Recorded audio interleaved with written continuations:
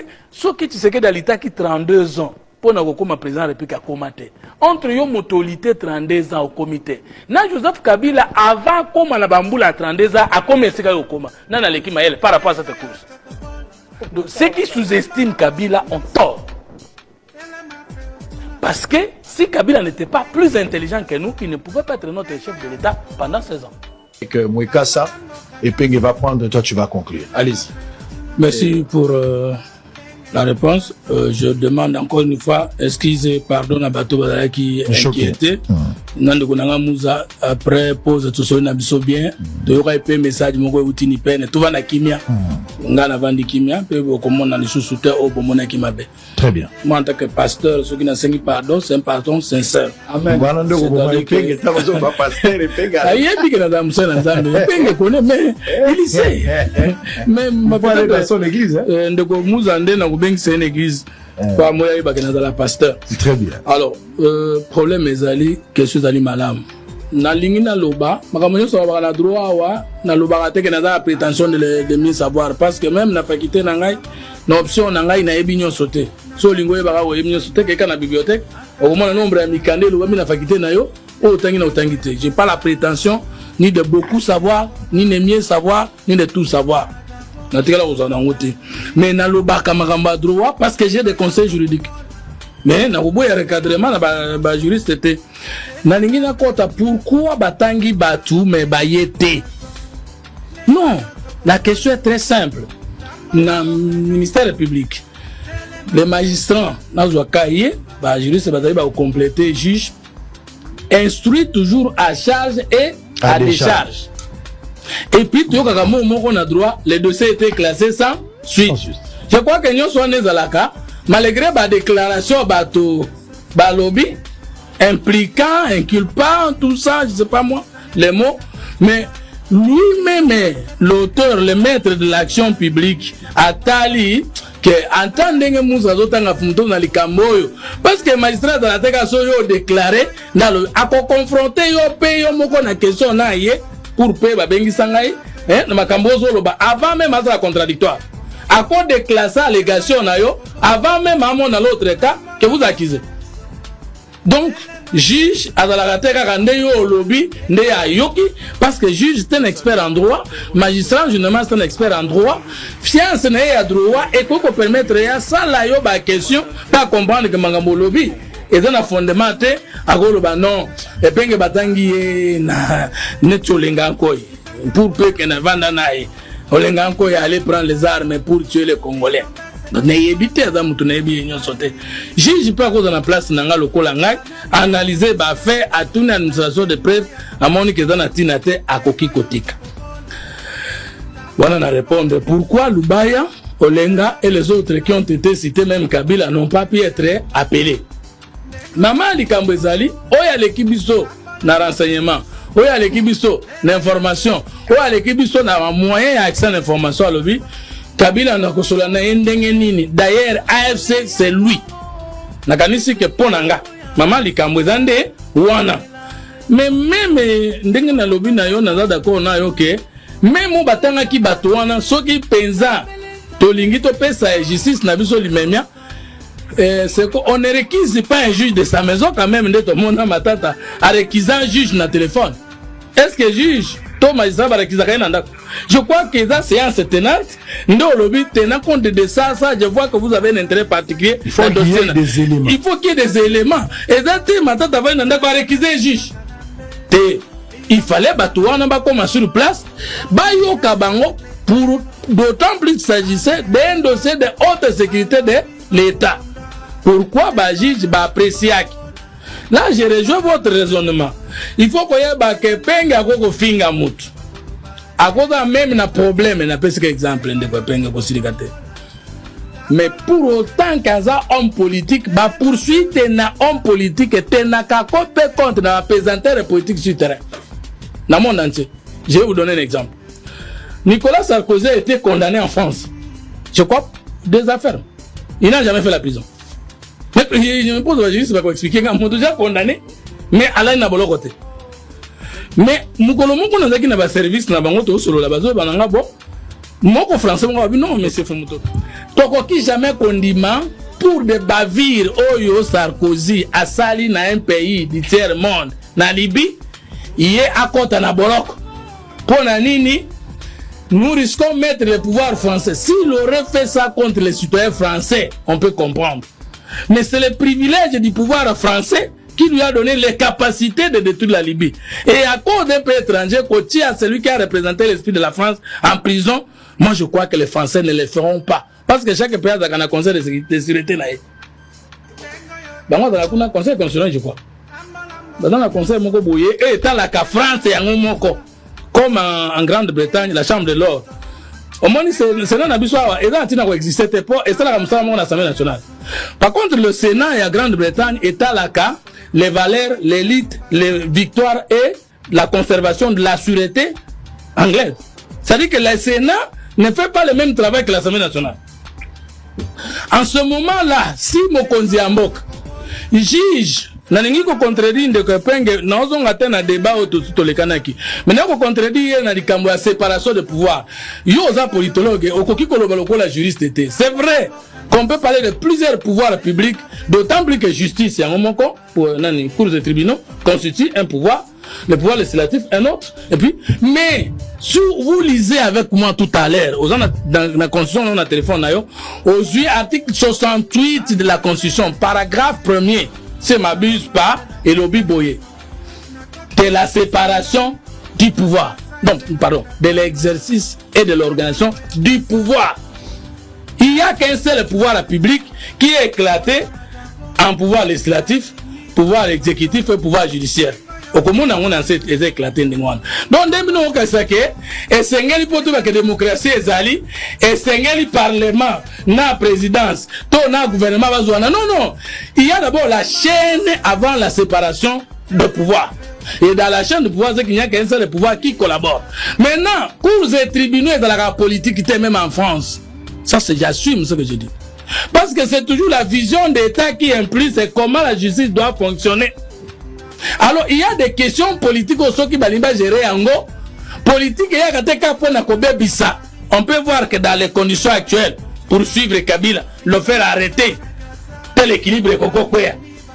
Et si un dossier est allié, on ne va pas traiter dossier à Kabila comme on traite dossier il y a cette Kikoud. Comme on va traiter dossier en Komoussa. Comme on va traiter, Kabila n'est pas un simple Congolais. C'est un sénateur à vie. C'est un président de la République honoraire. Je crois que la question à Minene, il y a à Minene, même si on va dans la Kama, va traiter Kango peut tenir compte des équilibres politiques. Wana ngam tu na lobby de la point de vue d'union, c'est que na lobby ngwa comme politologue ndena osala analyse. Ndeko sango. Tango ndeko Donald Trump aboy ko ngwana bokonzi. Tu sais que même trône ya Sénat américain bato ya Donald Trump ba buka yango ba kota na kiti ba venderi. Donald Trump avait fait aussi des discours sécessionnistes sur les Noirs. Il a menacé les régimes. Mais il n'a jamais été mis en prison. Est-ce que kuna justice arrêtée? On a trouvé que quand Donald Trump, si on voit le nombre de personnes là Simanae, l'arrêter maintenant, alors qu'à où tu peux accéder dans le secret d'État américain, ça peut bouger les lignes et ça peut entamer la sécurité ou la crédibilité américaine. Maintenant, quel serait ou quel a été l'intérêt derrière l'accusation ouverte vis-à-vis de Kabila? C'était juste pour jeter son honneur en pâture. Bozo livré un verdict populaire. C'était quoi l'objectif? Alors, les éléments de preuve. Allez-y. D'après Ngaï Fumuto, que Kabila peut tout sauf ne pas être le parrain de tous ces mouvements agresseurs rwandais. Il y est pour quelque chose. Il y est pour quelque chose. Oui. Et je répète l'émission Nayo que Joseph Kabila Kabange, sénateur à vie, président de la République honoraire, est le responsable numéro 1 de l'insécurité actuelle à l'est du pays. J'ai beaucoup de preuves, mais n'énuméré qu'à preuve moko et sengeli ka to landelaye. Alors même ceux qui les chefs de l'État le bakango te preuve yango ezali to tanga 3 dispositions à Pambaya, accord signé entre le gouvernement de la République démocratique du Congo et le CNDP le 23 mars 2009 à Goma. Totanga yango témoin côté ya CNDP ezalaki de M. Kamanji, côté ya gouvernement na biso ezalaki ndeko Raymond Chibanda, témoin M. Olusegun Obasanjo. Pour le Congrès national pour la défense du peuple, c'est Désiré Kamanzi, président. Pour le gouvernement de la République démocratique du Congo, c'est son Excellence M. Raymond Chibanda, ministre de la coopération internationale et régionale. Témoin, son Excellence M. Olusegun Obasanjo, co-facilitateur, envoyé spécial du secrétaire général des Nations Unies pour la région de Grand Lac. Son Excellence M. Benjamin William Nkapa, co-facilitateur pour l'Union africaine et la conférence internationale sur la région de Grand Lac. Sango nazo zwaka article ya muke batwayo kana mama likambo tokokaki ko poursuivre Kabila déjà à partir ya ko comprendre accord signé avec les Rwandais de la transformation du CNDP article 1er point 11 A. Intégrer les éléments du CNDP dans la police et ses unités armées respectivement dans la police nationale congolaise et les forces armées de la République démocratique du Congo. CNDP est un mouvement agresseur. Il y a Rwandais, Nkunda, Ntagana. Et vous pouvez dire, on ne peut pas nous dire aujourd'hui que Kabila ne savait pas qu'Nkunda est rwandais, qu'Ntagana est rwandais. Au Congo, ce sont des Congolais à la tête d'une rébellion. Dans ces pays, ce sont des sujets rwandais. Kabila le savait-il? Ne le savait-il? Il était manipulé? Il était content ou comment? Raymond Chibanda, nana kufite ayebaki yangote na loto tuna question. Comment une agression? Comment une rébellion cause dans la police? Balobi bazozo ba élément ya police ya CNDP na ba militaire ya CNDP ba ko sango na armée na biso. Ba Congolais ba ko découvrir lelo que Kabila n'a jamais fait le brassage. Parce que brassage za ko sangisa biloko mbale ko meloko monko. Boko découvrir bino monko na mukewano. Mais sango yoka. Tango bango basali bango bongo. Point 2. Le gouvernement s'engage à traiter avec sérénité la demande d'agrément du CNDP. Par ailleurs, les partis acceptent le principe de participation du CNDP dans la vie politique de la RDC. Les modalités en seront fixées d'un commun accord. Ngana leki na télévision na laki c'est accord basinyaki. Oye pesa ki ba 49% commandement na CNDP na non Kivu, 37 na Sud Kivu. Bango balobite ngana kosi. Bon, oye eza accord. Balobaki après accord il y aura 3 documents. L'arrangement commun pour accord commun pour la SND ba ukabola poste et règlement intérieur ba ko définir et accord na yoka dans noté accord des statuts et za loi mais article 4 accord ils ont un règlement intérieur et puis accompagnement international article 15 mais ba congolais ba yoka siku mama na likama na si sawa na papa na tozana ministère intérieur Kabila s'engage avec le CNDP. Le gouvernement s'engage à créer une structure ministérielle responsable à la fois de la sécurité intérieure, des affaires locales et de la réconciliation. Pendant que le ministère ayant la police dans ses attributions s'occupe aussi de la sécurité intérieure, défense et sécurité intérieure et Kabila Yokani na CNDP Barwandais, Kakokili Labango, ministère chargé des questions intérieures et puis des questions locales, à l'ongoli même décentralisation, alors que nous avons un gouvernement central et des gouvernements provinciaux. Mais chose étonnante, à créer police de proximité, point 5.2. Les partis conviennent de participation du principe de la création d'une police de proximité, entendue comme branche de la police nationale congolaise, à l'écoute du peuple, à la base et au service de celui-ci. Maintenant, article Asuka Nasuki, c'est une introduction dans la article 12. Tango Kabila andimi que CNDP a kokotsa batunaye et kosale mandenge nini boyo kabino ba congolais.